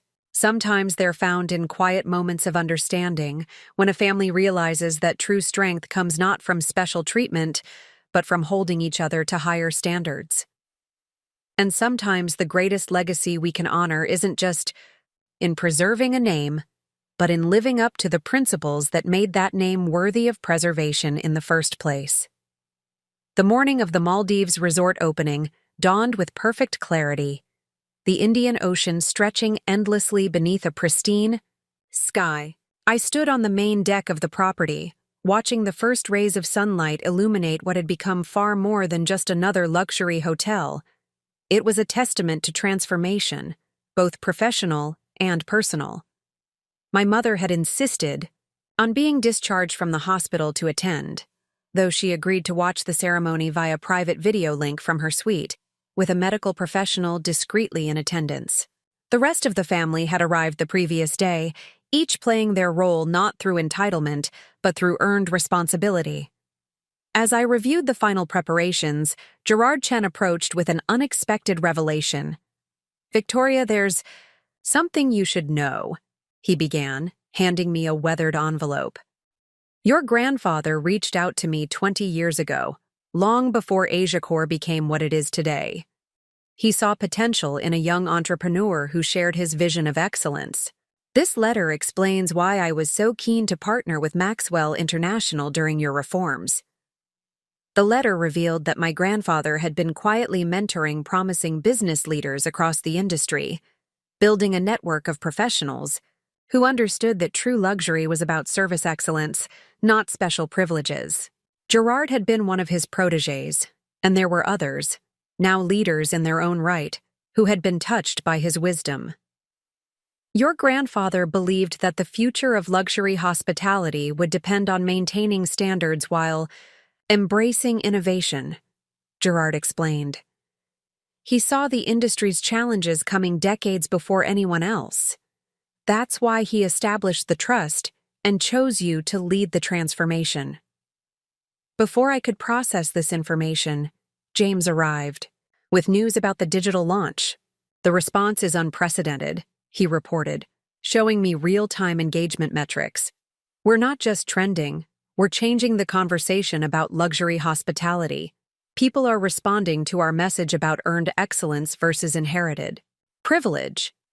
Olivia joined us, tablet in hand. The sustainable design features are already drawing attention from environmental certification boards. 3 other luxury chains have requested consultations about implementing similar initiatives. Mrs. Henderson appeared with another discovery from the trust documents. Ms. Maxwell, we found your grandfather's original sketches for this property from 30 years ago. His vision was remarkably similar to what we've created, a resort that would set new standards for the industry while honoring timeless principles of hospitality. As guests began arriving for the opening ceremony, I noticed something remarkable. Instead of the usual crowd of socialites and influencers, the attendees were a mix of industry leaders, environmental innovators, and hospitality professionals. The Rivera Group's board members were there to study our governance model. Young, heirs from other family businesses had come to learn from our transformation. My father, who had been quietly observing everything, finally spoke. "I've been reading through your grandfather's journals," he said, his voice heavy with realization. He wrote about a moment when the industry would need to choose between preserving privileges and embracing progress. He knew this day would come, and he prepared for it, not just by building hotels, but by nurturing the right values in the next generation. Thomas appeared with urgent news from our global properties. The new standards are showing remarkable results. Guest satisfaction. Scores are at record highs. Employee retention has improved significantly. Even properties that initially resisted the changes are reporting positive outcomes. The opening ceremony was scheduled to begin in an hour. As the team made final preparations, I received a message from my mother. "I finally understand what your grandfather meant when he said luxury isn't about being special. It's about making others feel special through genuine excellence." Standing there, watching our vision become reality, I realized that this resort represented something far greater than a luxury destination. It was physical proof that maintaining high standards and embracing change weren't contradictory. They were complementary. That true excellence comes not from special privileges, but from unwavering commitment to principles. Sometimes the greatest revelations come not from discovering new truths, but from understanding that the wisdom we needed was there all along, waiting for us to be ready to embrace it. Sometimes the most powerful legacy isn't in the buildings we construct or the empires we build, but in the values we uphold and the standards we maintain, even when, especially when, it would be easier to compromise. 1 month after the successful Maldives resort opening, I was reviewing quarterly performance reports when Thomas brought in an intriguing analysis. Our new governance model had sparked an industry-wide transformation that exceeded all expectations. The data showed that 10 major family-owned hospitality groups had implemented similar reforms, and their results mirrored our own success. The Harvard Business Review wants to feature Maxwell International as their cover story, Thomas reported.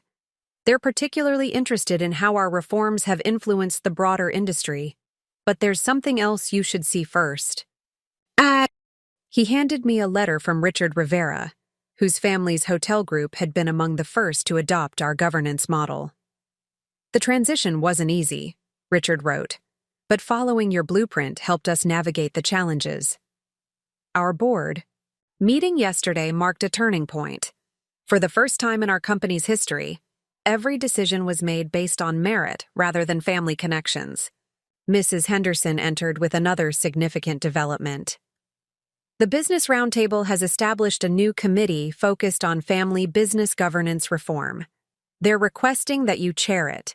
Several major family-owned companies across different industries want to learn from our experience.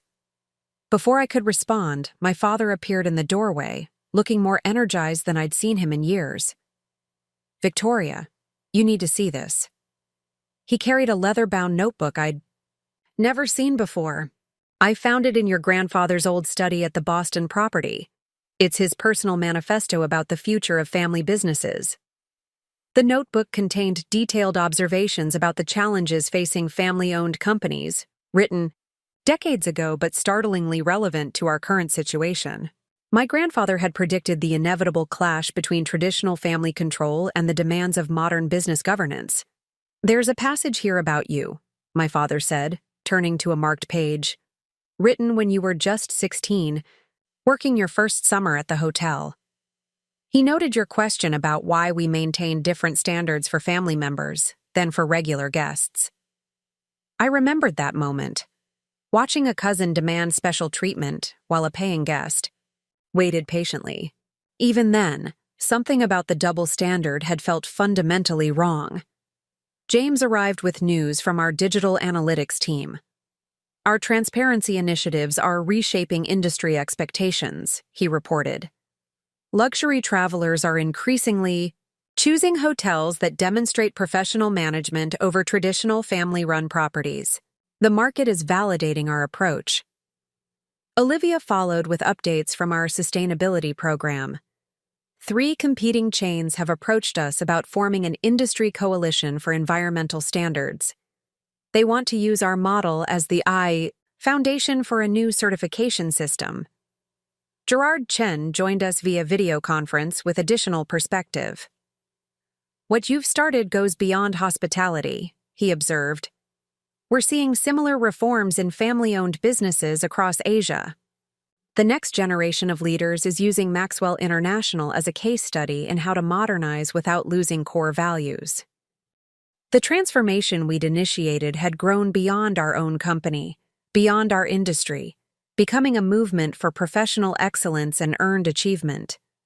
The principles my grandfather had outlined decades ago were now shaping the future of family businesses globally. My mother, fully recovered and back to her charitable work, though now with proper oversight and governance, shared an insight from her social circle. "The most remarkable change," she noted, "is in how the next generation views inheritance. They're more interested in earning their positions than simply receiving them." Thomas brought in another stack of speaking requests: business schools, industry conferences, governance forums. Our story had become a blueprint for others facing similar challenges. But more importantly, it had become proof that maintaining high standards and embracing professional management could strengthen rather than diminish family legacy. As I reviewed the global impact data, I realized that our initial conflict over a family vacation had catalyzed something far more significant than we could have imagined. By standing firm on principles of professional management and earned excellence, we had helped other family businesses find their path to modern success. Sometimes the most profound changes start with a simple stand for what's right. Sometimes the courage to challenge entrenched practices creates possibilities that extend far beyond our own circumstances. And sometimes the true measure of leadership isn't just in transforming our own organization, but in showing others that transformation is both possible and necessary. 6 weeks after our governance reforms began showing industry-wide impact, I received an unexpected request from Lisa Chen, a junior housekeeper at our Singapore property. She had risen through the ranks over 5 years, and now she wanted to present her ideas for operational efficiency to the executive committee. In the past, such a request from a non-management employee would have been unthinkable. But our new, meritocratic system had eliminated traditional hierarchies, creating pathways for talent to emerge from any level of the organization. "Her proposal is remarkable," Isabella reported from Singapore. "She's identified ways to reduce water usage by 30% while improving guest experience. The cost savings could be substantial if implemented across all properties." Thomas arranged for Lisa to present via video conference to our executive committee. As she shared her carefully researched ideas, I noticed my father, who had joined the meeting as a board advisor, taking detailed notes. This was the same man who once wouldn't have considered suggestions from anyone outside our social circle. "This is exactly what your grandfather envisioned," he said after Lisa's presentation. He believed that excellence could come from anywhere, that the best ideas often emerge from those closest to the actual work. The committee unanimously approved Lisa's proposal for immediate implementation. But what happened next truly demonstrated how far we'd come. James, who once spent his time cultivating his influencer image, suggested creating a company-wide innovation platform where employees at all levels could submit ideas for improvement. "We should document Lisa's journey," he proposed. "Not as a social media story, but as a case study in how removing artificial barriers unleashes talent. This is the kind of content that builds genuine brand value." Olivia built on this idea, incorporating sustainability metrics into the platform. We could create recognition programs that celebrate both innovation and environmental responsibility. Lisa's water conservation proposal proves these goals can align perfectly. Mrs. Henderson appeared with another discovery from the trust: documents. "Your grandfather had drafted plans for an employee development program that never materialized," she explained. "He wanted to create opportunities for staff to grow beyond their initial roles, but the family resistance was too strong at the time." As we discussed implementing these ideas, Gerard Chen joined the meeting unexpectedly. "I heard about Lisa's proposal," he said. "Asia Corps would like to partner with Maxwell International to create a hospitality innovation fund. We could support employees across the industry in developing and implementing their ideas."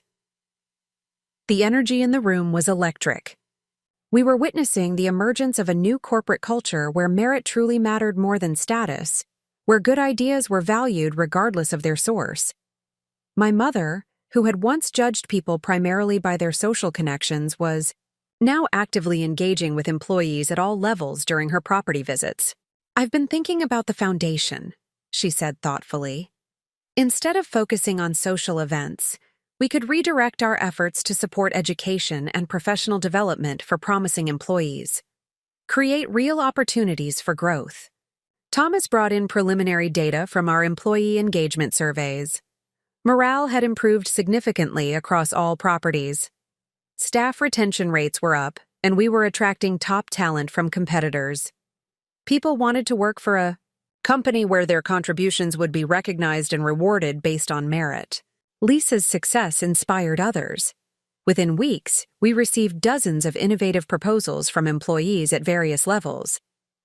A maintenance worker in Dubai had developed a more efficient system for managing preventive repairs. A junior chef in Paris had created a revolutionary approach to reducing food waste while enhancing menu offerings. "This is the true luxury experience," my father observed, watching the transformation unfold. Not in golden fixtures or exclusive access, but in the excellence that comes from empowering every person to contribute their best. The industry took notice. Other hotel chains began implementing similar open innovation systems. The traditional barriers between management and staff started breaking down across the sector. Excellence was no longer confined to the executive floor. It could emerge from any corner of any property. Sometimes the most powerful changes come not from top-down mandates, but from creating space for hidden talent to emerge. Sometimes the greatest luxury we can offer isn't in physical amenities, but in the dignity of recognizing and rewarding merit wherever we find it. And sometimes the true measure of corporate transformation isn't just in financial metrics, but in the lives we impact and the potential we unleash. The true test of our transformation arrived unexpectedly during the peak holiday season. A prestigious royal family had requested exclusive use of our Maldives resort, offering triple our normal rates and demanding we relocate existing guests to accommodate them. It was exactly the type of situation that would have once led to immediate capitulation to wealth and status. The request landed on my desk on a Wednesday morning, accompanied by pressure from various diplomatic channels and social connections. My mother's friends, still adjusting to our new way of operating, immediately began calling with their usual attempts at influence. The social implications would be enormous, one board member argued during our emergency meeting. This could affect relationships across multiple markets. I opened my grandfather's journal to a relevant passage. The true measure of luxury isn't in who we serve, but in how we serve them. The moment we compromise our standards for one guest over another, we diminish the very excellence we claim to offer. The resort was already fully booked for the period in question. Families had made their reservations months in advance. Business leaders had scheduled important meetings. Regular guests who had been loyal to our brand for years were looking forward to their holidays. "We can't accommodate this request," I announced to the board. "We will not displace existing guests, regardless of the potential revenue or social pressure." My father, who once would have jumped at such an opportunity, nodded in agreement. Our commitment to fair treatment and professional standards isn't conditional on the guest's status. James, monitoring our digital presence, reported an interesting trend. Our regular guests are watching this situation closely. The industry is waiting to see if our new principles hold up under pressure. The royal family's representatives increased their offer, now promising exclusive contracts for future developments in their region. The potential financial implications were significant. Several board members shifted uncomfortably in their seats. That's when Lisa Chen, now our head of operational excellence, requested to speak. When I proposed my efficiency improvements, they were implemented across all properties without exception. If we make exceptions to our booking policies based on status, how can we expect staff to maintain consistent standards in their areas? Olivia, who had been analyzing our guest satisfaction metrics, provided additional perspective. Our highest ratings come from guests who appreciate our commitment to consistent excellence. They choose us because we maintain standards regardless of who the guest might be. Gerard Chen, joining via video conference, offered his support. Asia Core books thousands of room nights annually because we trust Maxwell International to provide consistent, professional service. Making exceptions for status would undermine that trust. Mrs. Henderson brought forward another relevant document from the trust archives. A case from 30 years ago when my grandfather had faced a similar situation. He had declined a request from a prominent political figure to bump existing guests, stating that true luxury means keeping our promises to all guests. The pressure mounted over the next few days. Social media buzzed with speculation about whether we would maintain our principles or revert to the old way of doing business. Competitors watched closely, wondering if our reforms would withstand this test. In the end, we sent a polite but firm response to the royal family. We would be happy to accommodate them during any period when we had genuine availability, but we would not displace existing guests. We included information about our professional standards and our commitment to treating all guests with equal respect.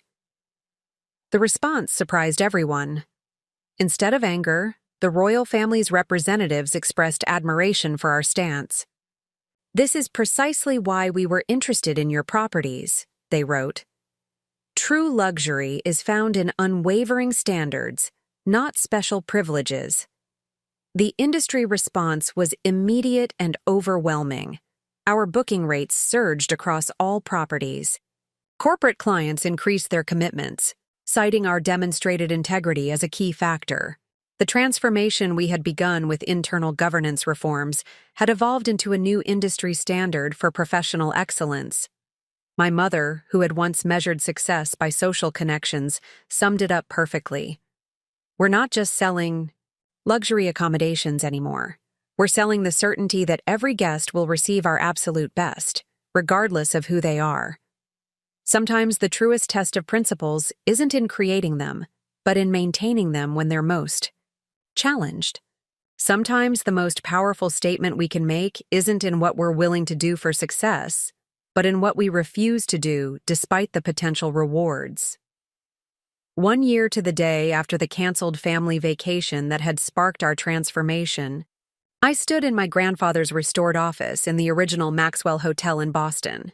The room had been preserved exactly as he left it, but now it served a new purpose as the headquarters of the Maxwell Foundation for Business Excellence, our initiative to support professional development across the hospitality industry. Thomas entered with the annual report that would be presented to shareholders the next day. The numbers told a story that exceeded even our most optimistic projections. Revenue had increased by 40%, employee satisfaction reached record levels, and our stock price had doubled. But the most significant metrics weren't financial. Employee retention is at 98%, he reported.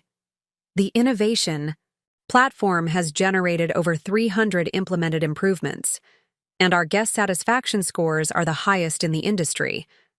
Mrs. Henderson arrived with a special delivery, a framed copy of my grandfather's original business plan, discovered during the restoration of his office. You might find page 3 particularly interesting, she suggested. There, in his precise handwriting, was a vision that perfectly aligned with everything we'd accomplished. Maxwell International will succeed not through privilege or connection, but through unwavering commitment to excellence, regardless of the guest's status or importance. James joined us, having just finished a presentation to business school students about our transformation. They're not interested in hearing about social media influence or celebrity endorsements, he observed. They want to know about professional management, merit-based advancement, and sustainable business practices. Olivia entered next, fresh from a meeting with environmental certification bodies. We've set new industry standards for sustainable luxury, she announced. 3 competing chains have adopted our protocols, and we're establishing a joint research initiative for future innovations. My father, who now served as a senior advisor focusing on mentoring young professionals, shared an observation. Your grandfather used to say that true luxury isn't about golden fixtures or exclusive access. It's about the consistency of excellence in every interaction, for every guest. Gerard Chen arrived for our strategic planning meeting, bringing news that further validated our approach. AsiaCore's board has voted to increase our investment in Maxwell International. Your governance model has proven that professional excellence and family legacy can coexist and thrive.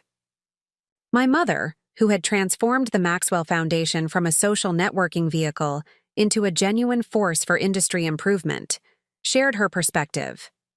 We're not just changing how hotels operate. We're changing how family businesses think about their purpose and potential. Lisa Chen, now our Global Director of Operational Excellence, presented the latest results from our employee development program. 70% of our management positions are now filled through internal promotion, she reported. Merit-based advancement has become our defining characteristic. The Richard Rivera joined us via video conference with unexpected news. The Rivera Group's transformation is complete, he announced. Following your model, we've implemented full professional management. Our family members now have to earn their positions just like everyone else. As we gathered around my grandfather's desk to review plans for the coming year, I noticed something telling. The old photos of family gatherings and social events had been replaced by images of employee achievements, innovative projects, and professional milestones. The wall now told a story not of inherited privilege, but of earned excellence. Your grandfather wrote something interesting about this moment, Mrs. Henderson said, producing another journal entry. He predicted that someday, the true value of the Maxwell name wouldn't be in the wealth it represented, but in the standards it upheld. Looking around at my transformed family, James discussing professional development programs, Olivia planning sustainable innovations, my parents mentoring the next generation of leaders, I realized we had come full circle. The canceled vacation that had seemed like a family crisis had actually been the catalyst for finding our true purpose. Sometimes the greatest inheritances aren't the privileges we receive, but the principles we choose to uphold. Sometimes family. Legacy isn't about preserving what was, but about building something better. And sometimes the most valuable tradition we can maintain is the commitment to excellence that inspired everything in the first place. The next morning's shareholder meeting would showcase our financial success, but the real achievement was visible in every corner of our organization. A culture where excellence wasn't just expected, but earned. Where privilege had been replaced by merit. And where the Maxwell name had come to stand for something far more valuable than social status. It now represented a standard of professional integrity that would endure for generations to come.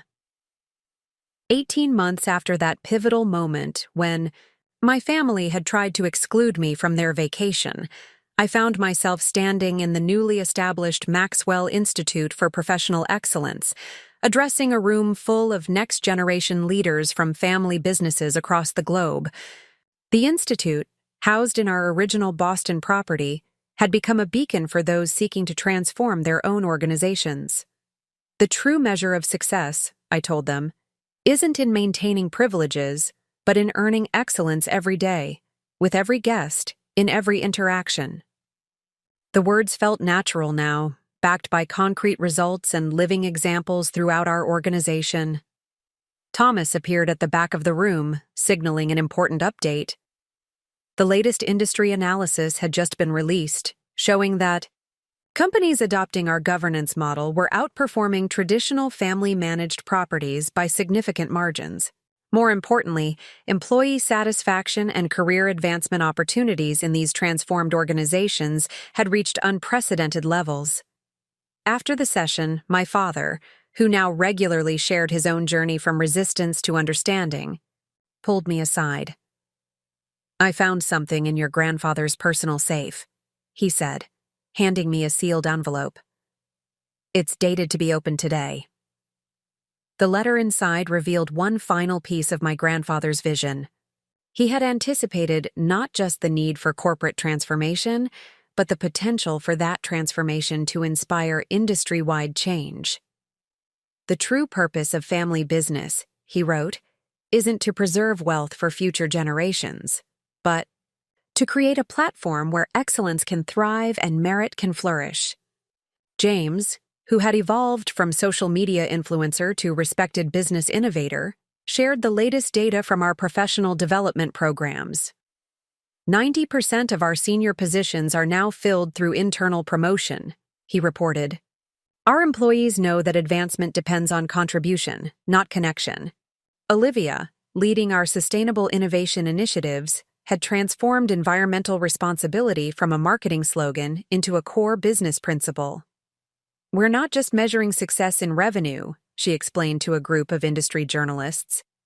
"We're measuring it in reduced carbon footprints, in community impact, in sustainable practices that will benefit future generations."